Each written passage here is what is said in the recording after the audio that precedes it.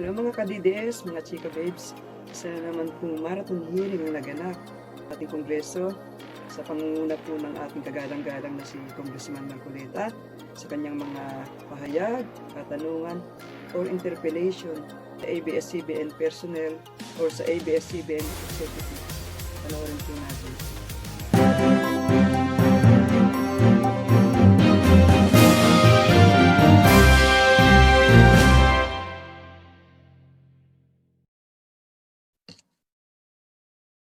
Did you serve the public well in doing this?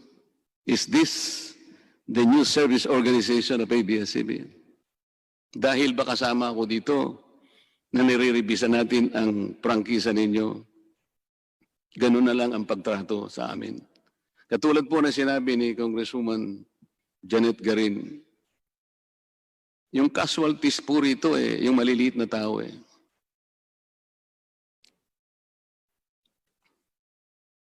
Meron kayong pananagutan na paglingkuran ninyo sila. Sabi ninyo, totoo naman yun . Paano po sila makapagdidesisyon sa buhay nila kung may pinakakain nating balita sa kanila ay kabalintonhaan, puro kabaligtaran?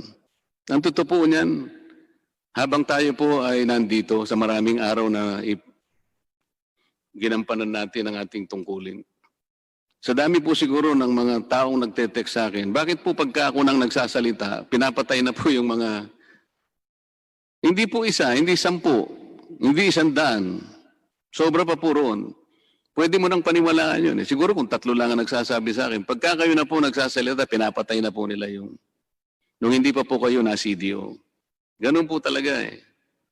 Pagkatapos sasabihin natin sa tao, paglilingkuran po natin sila ng totoo. Kabaligtaran po, Madam Ging Reyes. You want to react? Do you want to react? May I, Your Honor? Ms. Reyes. Sir, Mr. Chair, that story was not about you personally, Your Honor. Our reporter deemed it newsworthy to look at the issue of the 50-year franchise duration. At doon lang po niya nakita yung legislative record na nandoon ang pangalan ninyo doon sa ilang franchise bills na nasa website naman po ng Kongreso. Yun lamang po ang kanyang motivation nung ginawa niya yung storya. Ngayon Kaya po, niya ginawa yun sapagkat napipintungang pinagtatalunan natin dito ang proposition of whether or not we will still grant a fresh franchise to ABS-CBN. Kaya niya ginawa yun, hindi last year, hindi 2 years ago, hindi 5 years ago, sapagkat nakabinbin nga ang usapin ng prangkisa. So gusto niyang tingnan kung consistent ako sa aking advocacy, kaya niya ginawa yun. Ang problema lang, Ms. Ging Reyes, sana hindi sa website siya bumasi muna. Yung website kasi kung minsan ina-update. Sabi ko nga sa iyo kanina, nagiging practice na kasi rito yung mga kasama namin, mag-move sila na the members present, kung minsan hindi mo naman maririnig yun, lalo na po kung dito na ginawa, tapos na po sa second reading, somebody will move that the members of the franchise committee be made authors or co-authors of this bill. Kung wala naman po ako ron, paano ko namang makukontrol yun? Kaya yun po ibig nating sabihin. Pero in the interest of fair reporting and honest reporting na sinasabi nyo, sinusunod ninyo ang inyong code of ethics, hindi mo mas maganda na pumunta sa aming index division dito. Makakakuha po siya . Yung pong initiatory bill ang sinasabi ko sa inyo na kung saan pipirma roon ang isang miyembro ng House of Representatives. Doon po niyo matutukoy kung siya talaga ay principal sponsor. may I respond? Maano po ba yun? Masyado po bang malaking bagay para sa isang reporter para maging ganap na makatotohanan sa pagganap niya ng tungkulin? Kayo naman po eh. Napalusutan pa rin niya kayo. Kaya sasabihin ninyong, he has truly found his calling. And we are so fortunate to have him among our ranks of fearless truth tellers. Masakit po yun eh. Kayo po ba naniniwala that the freedom of speech or the press freedom is a monopoly of a broadcasting corporation? No, Your Honor. Tama. Kasi kahit na sino pong mamamayan, karapatan niya rin ang press freedom. Karapatan niya na makakita, makarinig ng balita na totoo, na tunay, na walang kasinungalingan. Ang pinag-uusapan po natin dito ay prangkisa ninyo eh. Sabi kanina nung isang kasama naming nagsalita, hindi naman daw kaugnay ng prangkisa ninyo. Nakalimutan niya, nasa section 4 po ninyo yun. Your responsibility to the public. May nakalagay pa nga doon eh, willful misrepresentation. Hindi niyo po dapat kinakalimutan na dapat meron kayong obligasyon sa publiko. Kaya sangkot din ang prangkisa ninyo. Ang sabi po ninyo ay, bigyan ko po kayo ng halimbawa.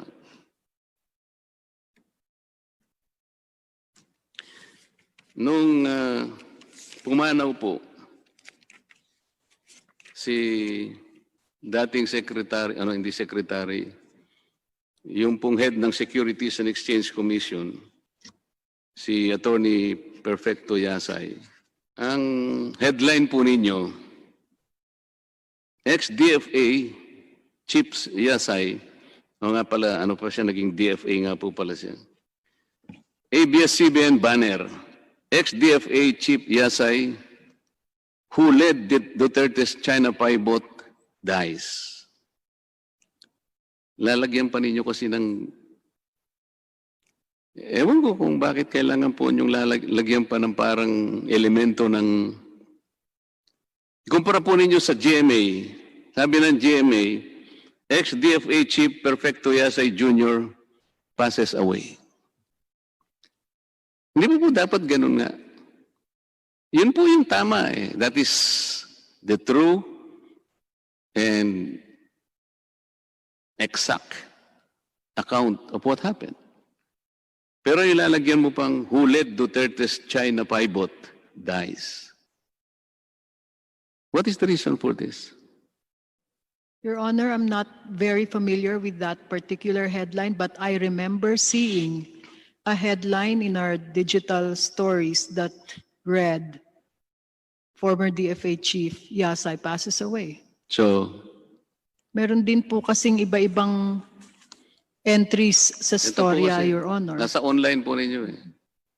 Ako po pagka sinasabi ko sa inyo, hindi ako magsisinungaling. Lalagyan pa ninyo ng flavor kasi. Lalagyan nyo pa ng palabok. Alam ba ninyo, ang katapat na parusa nun, halimbawa, bibigay ko po sa inyo. Sabi nyo kasi kanina, sinusunod ninyo yung KBP Code of Ethics. Broadcast Code of the Philippines, 2007, KBP. Ang sabi po doon sa Article 7, Section 2, persons affected by tragedy or grief shall be treated with sensitivity, respect, and discretion. They should be allowed to suffer their grief in private. Pero kung lalagyan mo pang ex-DFA Chief Yasay who led Duterte's China pivot dies. Your Ayun po Honor, ang there was style. nothing malicious in that headline. You will be the one to decide on that, Ms. Ging Reyes. Aren't you supposed to be the one to decide on whether or not there is malice in this? Because there was none, Your Honor. That is a fact. He was at the helm Kayo po of the ba Foreign ang- Affairs Department. Kayo po ba ang magja-justify nun o kami? Your Honor, we go through this editorial process every day. It is our job. And in headline writing, there are times when context is also needed. There are times when people noted or notable for certain achievements, those achievements are mentioned.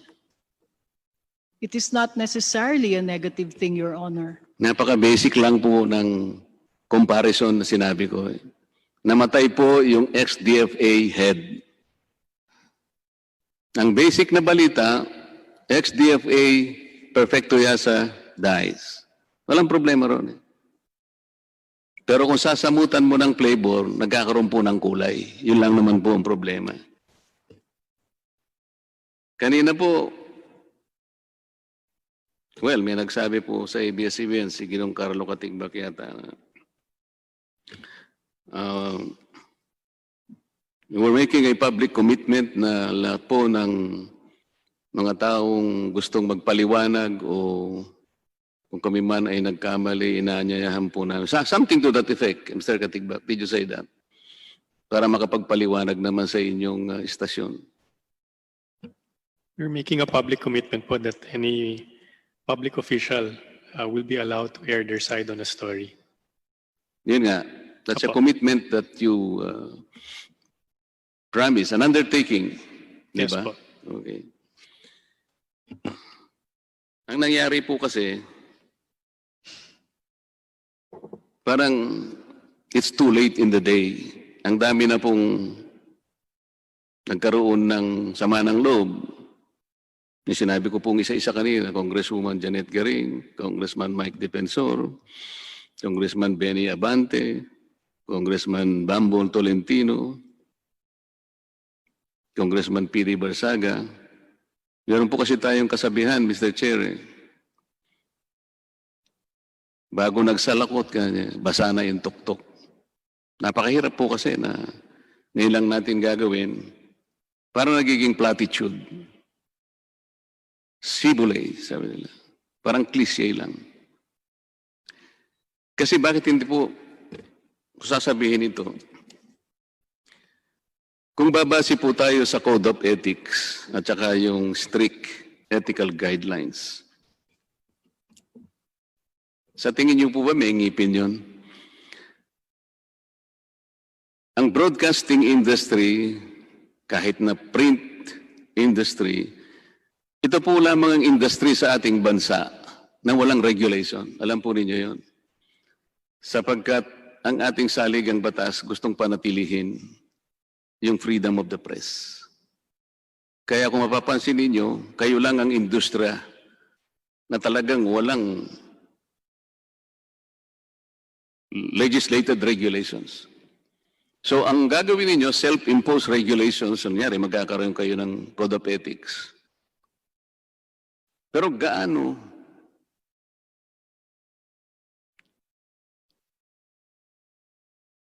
ka-useful yung Code of Ethics kung ang pag-uusapan, di sana na-prevent lang lahat natin itong mga complaints kanina na isa-isang narinig natin.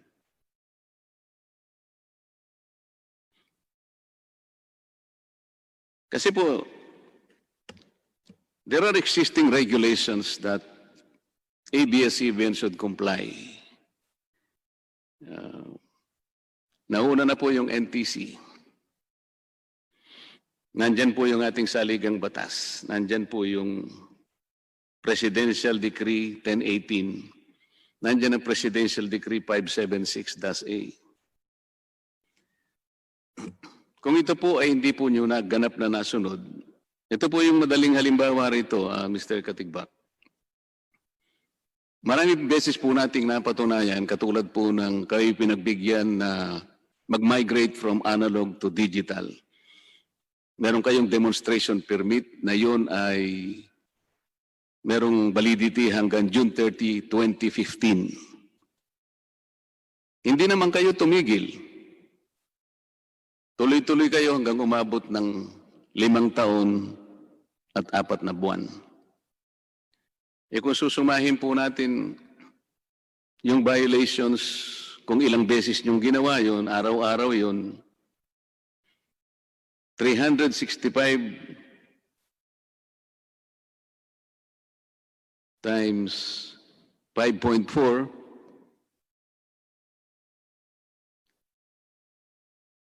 1,971. Kung siyam na channels po yun, Mr. Katigbak, ang bilang po ng violation nyo is 17,739.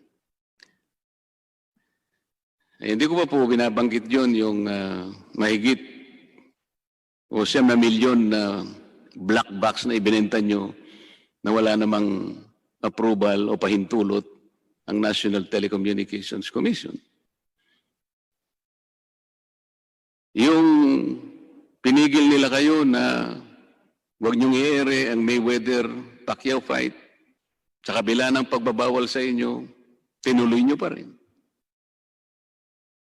So paano po kami maniniwala na dahil sa kayo merong code of ethics at meron kayong kasamang hinire na, well, in fairness to the former Justice of the Supreme Court, pagka ba meron tayong namamatnugot na isang Chief Justice o retired Associate Justice ng Korte Suprema, yung po ba ay kasiguruhan na nagagawa na nating maayos at nasusunod na natin ang itinatakda ng Code of Ethics? Ulitin ko po, dahil po ba meron tayong isang gumagabay sa atin na isang retiradong Justice of the Supreme Court, yung po ba'y kasiguruhan na nagaganap ninyo ang tungkulin nyo sangkayon sa inyong Code of Ethics? Your Honor, isa po yun sa epektibong pamamaraan na kami ay maging accountable at maging tapat sa aming mga guidelines at Code of Ethics. Paano ngayon yung mga hinanakit at hinaing sa inyo ng mga kasama kong naunang nagsabi rito, na nagsalita? Isa-isa nilang isiniwalat sa inyo ang kanilang mga sama ng loob. Nandun yung ating retired Justice ng Korte Suprema. Sa makatwid, hindi tayo nakakasiguro. Kahit na siguro ilan pang retired justice ang ilagay natin dyan, sapagkat Code of Ethics lang ito eh. It is a self-imposed regulation na kayo lang naman ang pwedeng sumunod o hindi. Your Honor, yun naman pong mga narinig kong ibang hinaing ngayong araw ay hindi naman po yan nakarating sa amin at sa aming ombudsman. I assure you that we will still act on these complaints even if they were or they happened some years ago. Meron ba kayong record ng mga broadcasters ninyo, reporters or journalists na ikinumplain dahil sa hindi pagsunod sa mga patakaran at sa Code of Ethics na inyong sinusunod? Yes, Your Honor. Paano naman ang pagdidisiplina ang ginagawa ninyo? Katulad po nung nireport ko sa inyo kanina lang. Ano naman ang ginawa niyo doon? Yun po kasing storya tungkol sa inyo, Your Honor. Ang nangyari po doon, hindi po nakuha ang panig ninyo dahil hindi po bawal po sa aming mga journalist na sila ang mag-arrange ng press conference. Ang text po niya ay sinabi niya na upon discussion with my bosses, I was advised we're not allowed to organize press conferences for politicians or government officials. May I coordinate with your staff instead? Yun po ang kanyang sagot. So, nung ginawa po niya ang storya, hinintay po niya na, at may missed call ho siya sa inyo, inisip niya po na hindi na kayo interesadong magbigay ng panig. Yun po ang nangyari doon, kaya natuloy po ang pag-ere ng kanyang storya. Gayunpaman, Your Honor. Bakit kinakailangang paikot-ikutin mo? Sinabi ko na nga siya yung nag-alok sa akin at nagkasundo kami magsusum 10:30 kinabukasan. Hindi ko po Bakit mo sasabihin ngayon na hindi ako nakahanda? Siyang nag-alok eh. Alam mong kondisyon ko lang, isa lang eh. Magsama siya ng ibang networks, reporters sa ibang networks. Ngayon, Kung hindi niya sinunod yung usapan namin at ako'y naghihintay ng kinabukasan at sasabihin niya na hindi niyo siya pinapayagan, bakit bago siya nag-text sa akin, hindi niya munang kinlear sa'yo kung pwede yung sumo hindi? Akala ko ba ito isang abogado? Di ba dapat ang ginawa muna niya ay lumapit sa'yo, kinlear niya kung pwedeng makipag-zoom? At kung pumayag ka, matutuloy yung 10:30. Dito panlilin lang ang ginawa niya. Isang direktang panlilin lang ang ginawa niya. Sapagkat ako'y pumayag sa alok niya, mag-uusap kami kinabukasan, pero inere niya ng alas 7 ng gabi. Pagkatas sasabihin mo, sumusunod ka sa Code of Ethics. Sasabihin ko sa iyo ito, ayon sa Section 3, page 3 nitong Broadcast Code,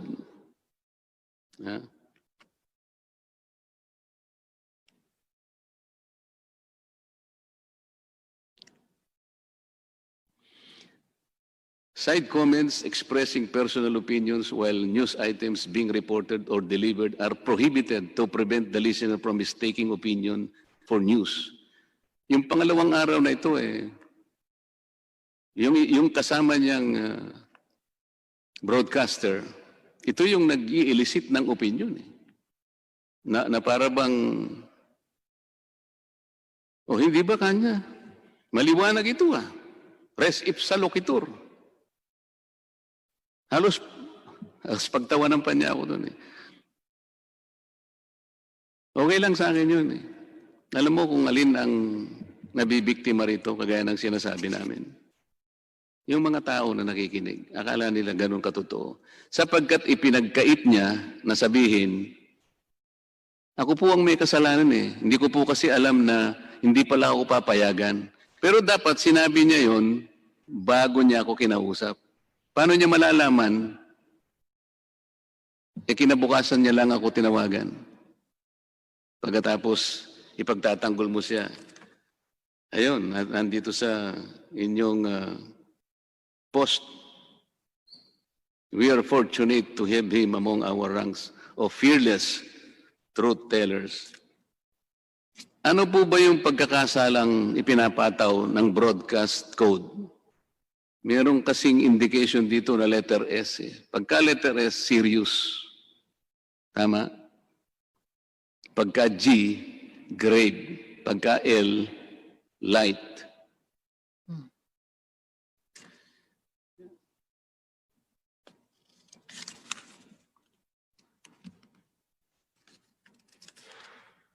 Sinasabi po rito, Section 6 of the same Broadcast Code of the Philippines, when the interviewer is not free to choose his questions or the interviewee or source has imposed conditions on the conduct of the interview, this fact must be made clear to the public during the broadcast. Serious na naman po ito Ano ba yung condition na binigay ko? Isa lamang po Magsama ka naman kako ng reporter sa ibang networks. Kasi nahihiya ako, meron ding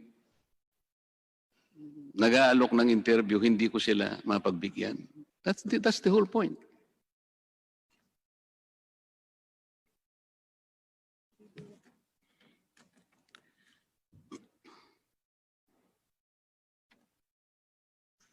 Mr. Katigbak, kanina po may nagtanong sa inyo na tungkol sa mga hindi na-i-airing mga political ads at yan naman po alam na natin. Hindi po ba meron kayong mga tinatawag na media planners?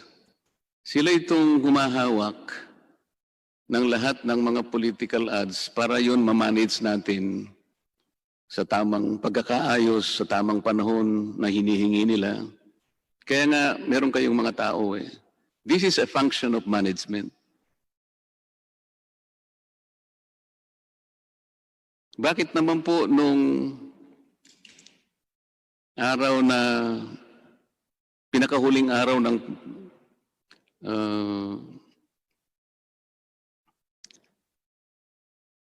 yung election season, huling araw na yun, Ang nakatalagang i-ere doon ay yung mga negative political ads na binayaran ni dating Senador Trillanes. At kung hindi naharang sa pamagitan ng TRO, yun ang nauna eh. Kaya minsan po, nagkakaroon ng talagang agam-agam o talagang meron kayong partisan actions. Paano kung hindi, halimbawa, naharang sa pamagitan ng TRO na inihain ni Speaker Alan Cayetano na noon ay Vice Presidenteng kandidato sa ticket ni President Duterte?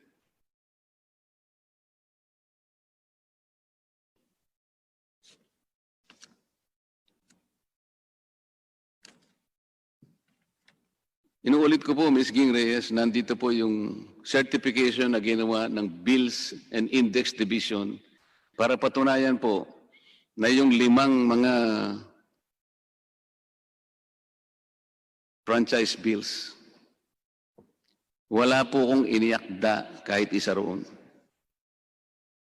Your Honor, if that is a new development on this matter, then we would gladly air it and publish it. Tapos na po eh. Opo. Pinatawad ko na po yung reporter ninyo. Sinasabi ko lang, yung nabibiktima, the chief casualty of all this exercise is the viewing public. Ako po bilang isang public servant, hindi na po ako estranghero sa ganito eh. Sanay na po kami dito eh. Maliban lang po sa mga pamilya namin, siyempre hindi sila kumikibo, nasasaktan din siguro sila. Hindi naman nila sinasabi sa amin. Pero higit sa lahat, yun pong mga tao na pinaglilingkuran natin, kapwa. Kaya nga po, nung imbitahin ako ni Mr. Carlo Katigbak, nagpasalamat na lang ako. Sabi ko, palagay ko, pwede ko nang ipasa Diyos ka ako. Ms. Ging Reyes, how do you determine that an item is newsworthy? May you please repeat the last line, Your Honor? Like an incident, something, a person, a subject matter. How does the network determine that it is newsworthy?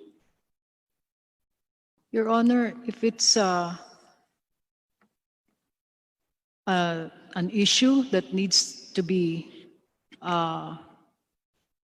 discussed, or if it is a personality, an official of the government, anyone who has an impact and a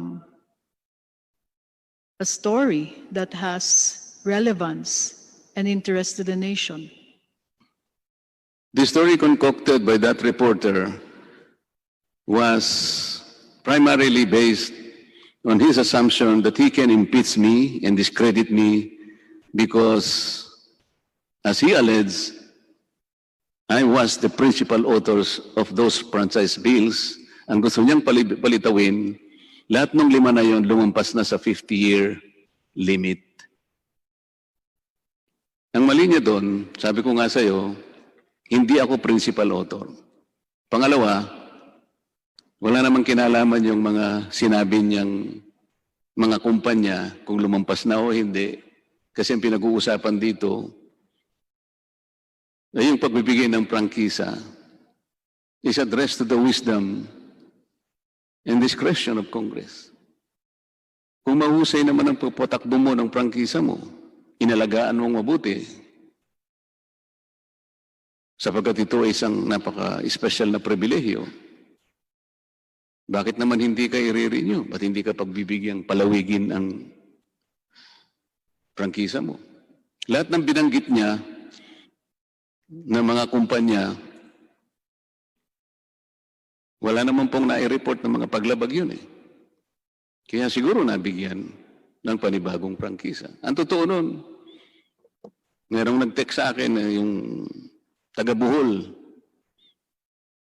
Inaasunto niya nga kayo kung bakit ba't nyo sinasabi na ako ang principal author, sapagkat ang principal author doon, yung dati namin kasama rito na ngayon, gobernador ng Bohol, si Governor Arthur Yap. Napakarami po ninyong inconsistency. Hindi po ba ang balita ay galing sa mga naganap na mga pangyayari sa loob ng isang araw? Kung ano yung nangyari, ang journalist po, mayroon siyang katungkulan na isalaysay as the event unfolds or unfolded.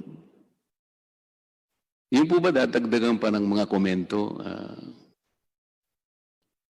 Balita na po yun eh. Are you free to comment on the news or you are supposed to be sticking with the news itself? Your Honor, the news is separate from commentary. Correct. Let's go to the commentary.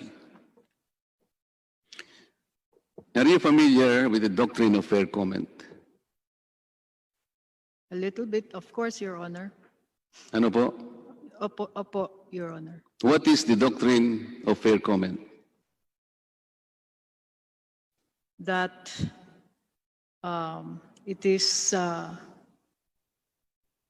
there should be a free and truthful discussion of any issue of public interest.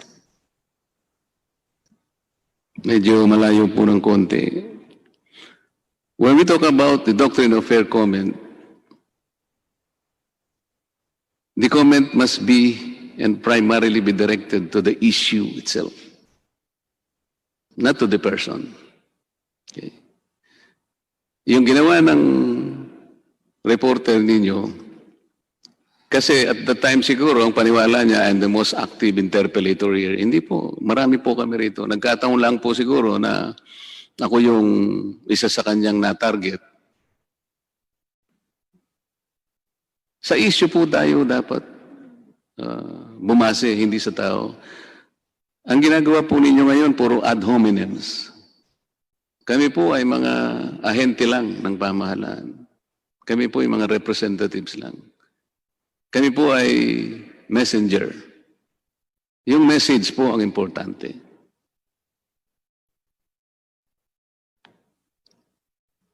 Wala po kaming personal attacks sa inyo,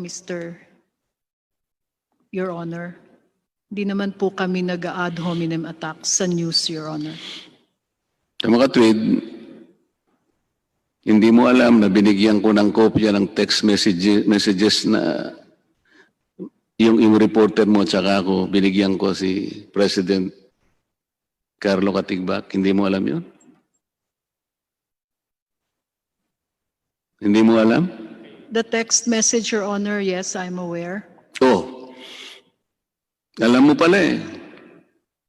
Anong sinabi mo doon sa reporter? Ba't mo naman ginawa yun? Ikaw pa lang nag-alok eh. Sumunod naman siya, pumayag naman siya. So naghihintay siya ng 10:30 kinabukasan eh. Ba't naman ganun ang ginawa mo? Ba't kinakailangang magmadali ka? Eh may usapan pala kayo. O talagang gawa na yung report na yon. Tapos inulit niya pangalawang gabi. Nakita mo pala yung text message eh. Sinabihan mo ba siya, bakit ka nangako sa kanya eh, alam mong may patakaran natin dito, hindi po tayo pwede sa mga politiko na mag-zoom. Ba't di mo siya sinabihan ng gano'n? Tapos kinongratulate mo pa siya. Paano ako maniniwala sa inyo ngayon na merong fair comment sa inyo? Your Honor, binigyan po namin ng panahon ng interview ninyo nung araw na yon at na-air naman po yan sa aming programa. Ang sinasabi That mo, same night, Your Honor. ang sinasabi mo, Miss Ging Reyes, ay yung isang reporter na nandito sa amin na babae.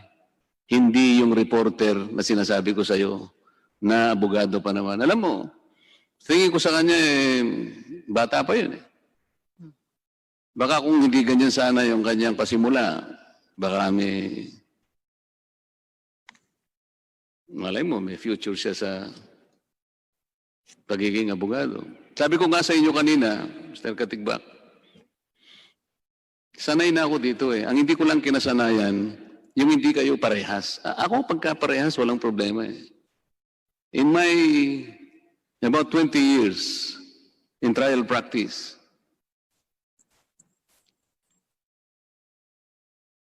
hindi na bago sa akin yun eh. Nandun yung kalaban na abogado, nandun ka. Magpapaligsahan kayo sa harap ng korte. Yun ang training ko eh. Walang problema sa akin yun eh. Nagkaiba tayo ng opinion, halimbawa.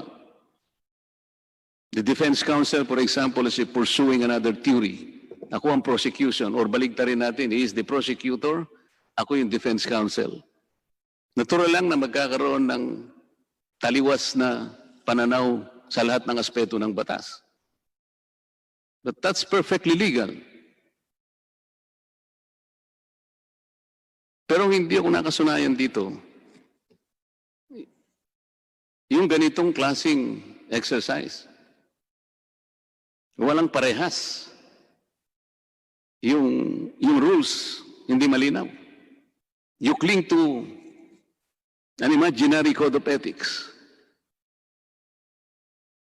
You cling to an ethical guidelines. Yan nagtanong sa inyo kanina eh. Oh, meron pala kayong code of ethics. Meron kayong ethical guidelines. At you have in your employee a retired Justice of the Supreme Court. Will now this assure that what you do in ABS-CBN will spell out integrity, transparency, and accuracy? Ang sagot mo kagad, yes, Your Honor. Walang laman yung sagot na.